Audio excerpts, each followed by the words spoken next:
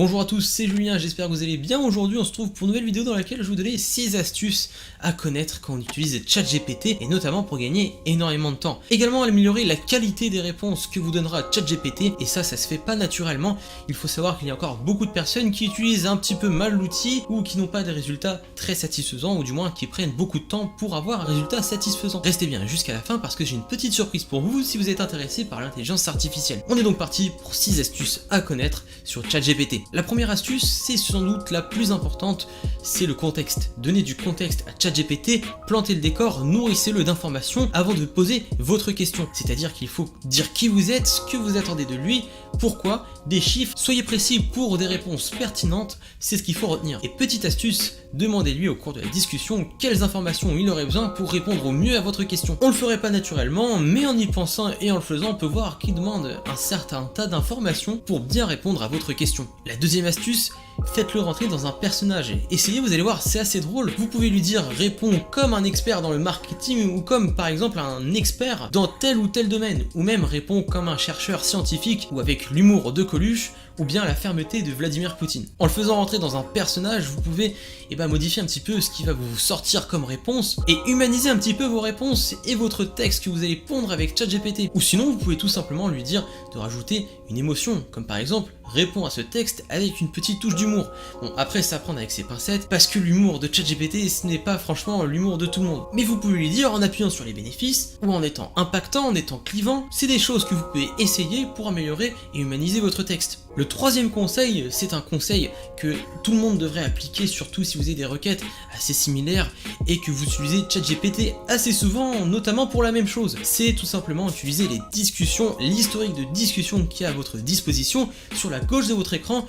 Il ne sert pas à rien, évidemment, je sais que moi le mien il s'est accumulé, mais c'est vrai que si on regarde qu'on entretient une conversation avec ChatGPT, qu'on donne énormément d'informations, notamment sur le contexte. Par exemple, si vous avez un business, vous lui donnez un petit peu l'image que vous voulez renvoyer avec votre business, les valeurs que vous avez dans votre business, et vous allez demander à ChatGPT de répondre à une question, et au lieu de rouvrir ChatGPT pour recontextualiser tout ça, vous pouvez tout simplement réutiliser cette discussion, où vous pouvez même approfondir avec une seule et unique discussion. Vous pouvez notamment créer carrément un assistant virtuel qui répondra à vos questions selon vos critères et ce que vous avez dit auparavant. Ça permet d'éviter de recommencer de zéro quand vous avez des choses précises en tête que vous faites assez souvent avec cet outil. Le quatrième conseil, c'est tout simplement de segmenter ces questions. Ça peut paraître bête, mais c'est vrai que si on donne plein de contexte mais qu'on n'organise pas la réponse en donnant des étapes, étape 1, dis qui je suis, étape 2, dis ce que je cherche, étape 3, dis les avantages, et étape 4, appel à l'action. C'est notamment des petites choses que vous pouvez mettre en place pour avoir quelque chose de bien structuré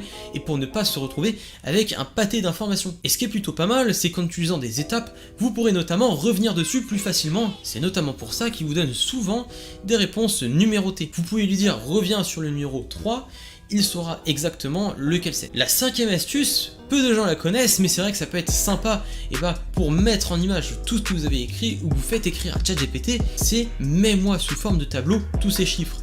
Il vous pondra un joli tableau, c'est évidemment beaucoup plus lisible. Peu de personnes le pensent à le faire naturellement parce que c'est un chatbot et on se dit il va seulement nous pondre des phrases, mais sachez qu'il peut aussi vous pondre des tableaux très corrects et très jolis, notamment pour récapituler ou organiser les chiffres. Sixième et dernière astuce, plus fun qu'autre chose, qui peut quand même vous faire gagner du temps, c'est d'utiliser Windows plus H pour activer la commande vocale. Vous avez juste à parler dans votre micro et vous pourrez gagner du temps pour parler à ChatGPT.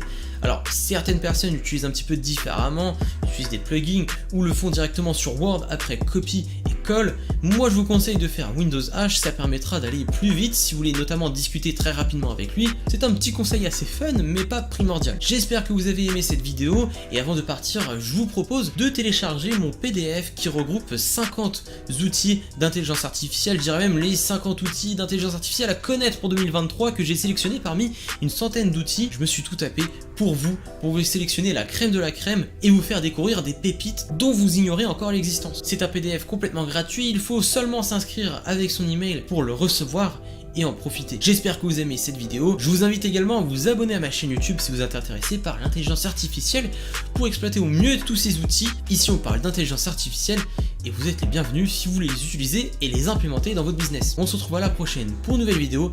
C'était Julien.